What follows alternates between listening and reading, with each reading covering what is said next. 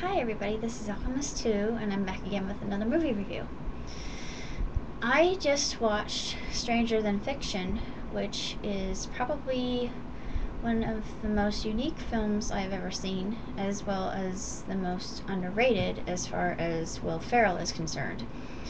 This film stars Will Ferrel as the main character, Harold Crick, and Dustin Hoffman's in it. Queen Latifah's in it as sort of a cameo.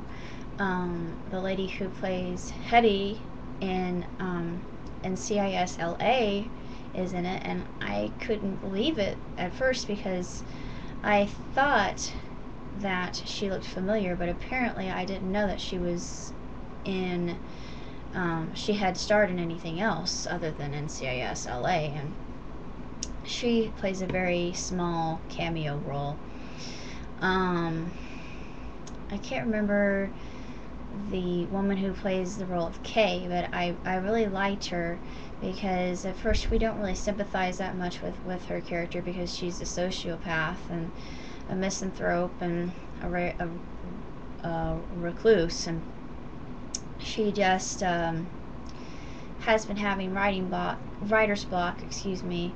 I'm really tired because I didn't get home until 12 because my dad was in the ER and he had tachycardia and all that, but he's fine now, so I'm sorry I had to go into that. But anyway, back to where I was.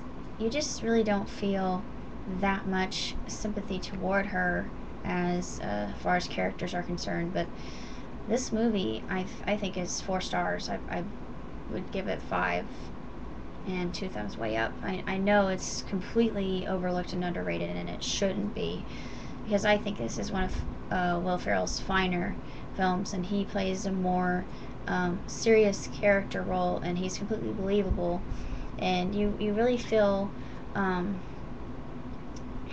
sympathetic toward his character because in the beginning he doesn't have any idea. His life is, run-of-the-mill, boring, ordinary. He's an auditor for the IRS, for Pete's sake, and he is very statistical.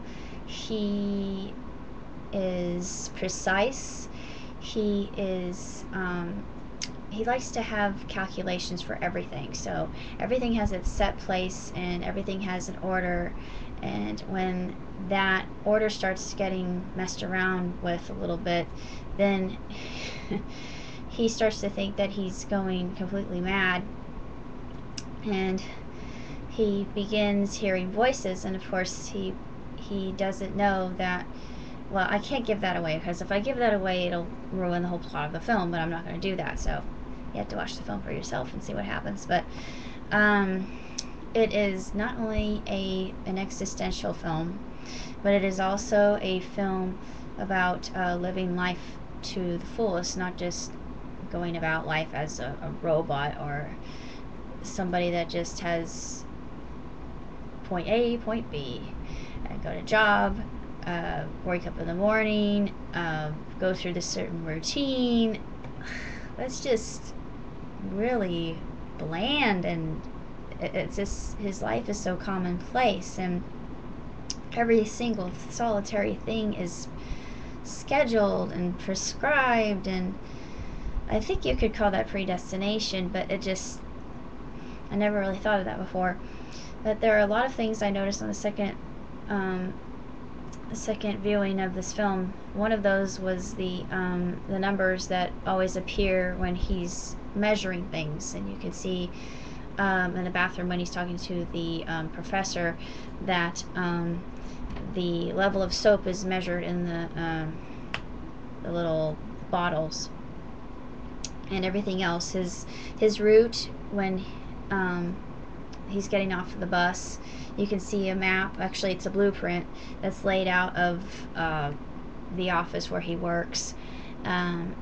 The steps and everything is laid out in schematics, and it's really quite interesting because I never really noticed that before. It's very, very detailed, and that's just the way that Harold is, and it makes sense for his character and how he sees the world.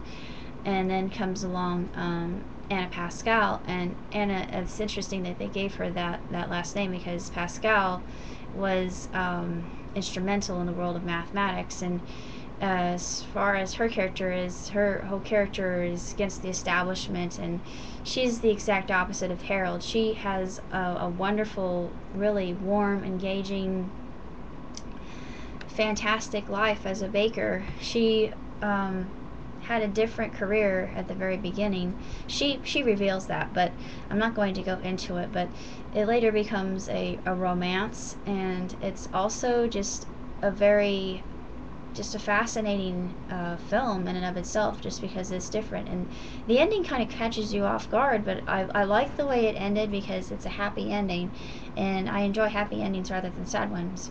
Although many times this doesn't often exist within reality, but I'd like to think that, as far as being an optimist, that I think everybody should be allotted a happy ending, and everybody deserves a happy ending as far as I'm concerned. And Harold gets his happy ending, and there's also the element of a thriller, and it's just really different.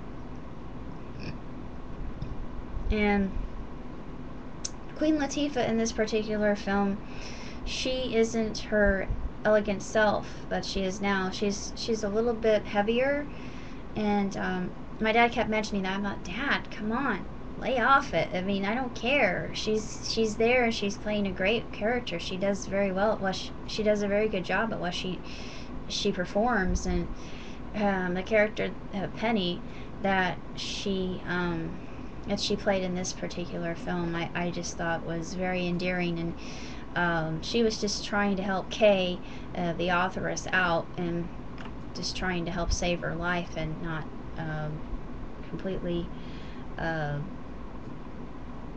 beat herself with chains. And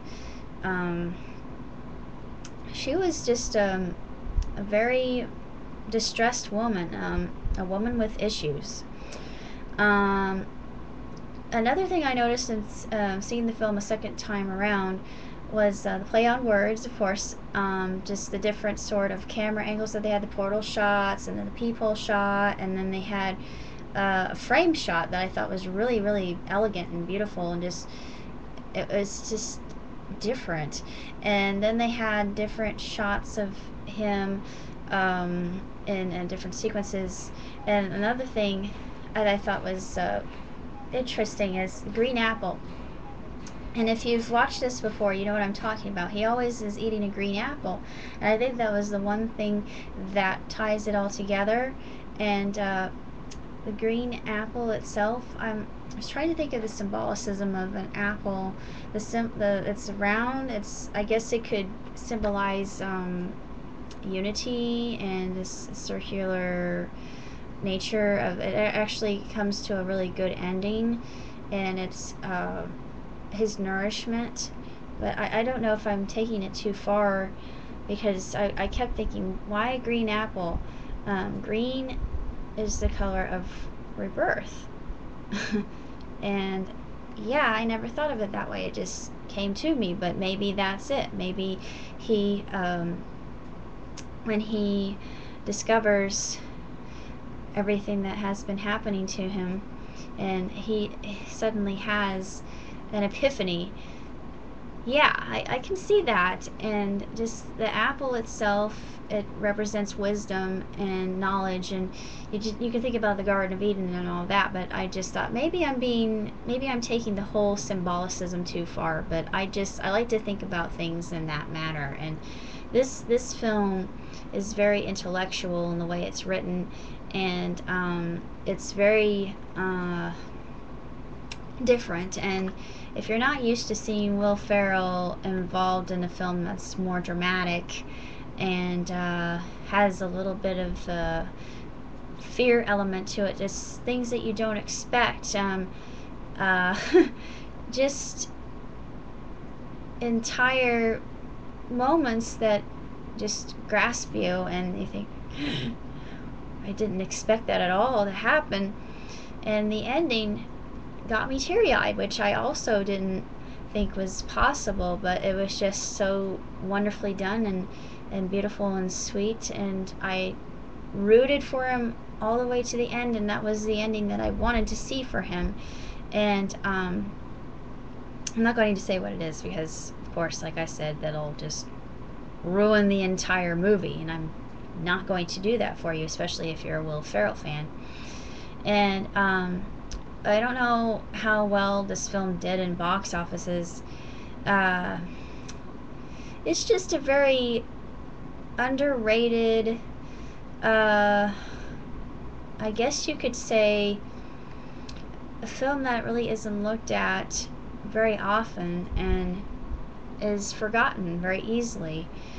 Well, I'd like to say that this is my favorite, one of my favorite Will Ferrell films, as far as the branching out of his acting is concerned, because I like to see actors stretch their muscles as far as their ability and talent would be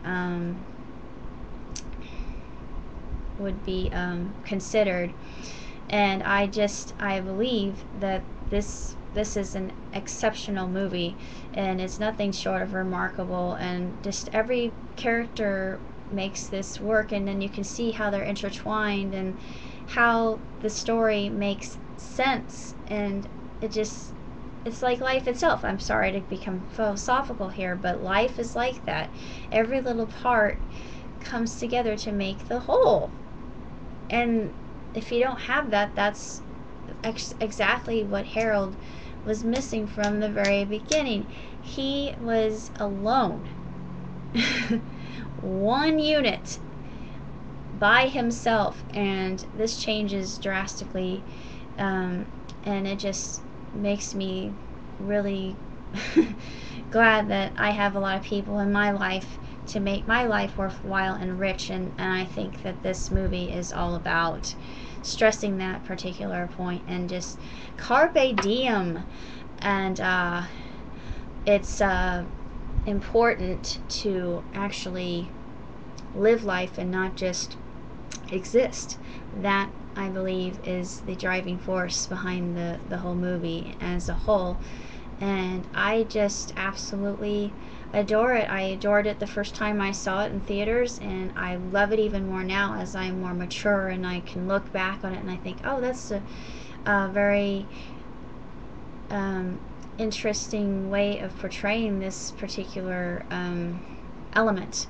Why did they do that? Or what is the producer trying to say with using this certain shot here with the frame element? And I love the portal shots. It's just, I don't know why, but there's just something so simplistic and beautiful and expresses everything in a single shot, and I just can't get over that. I just think that whoever was directing this and writing this was a genius. And 4 stars, 5 if I could give it, 2 thumbs way up for Stranger Than Fiction.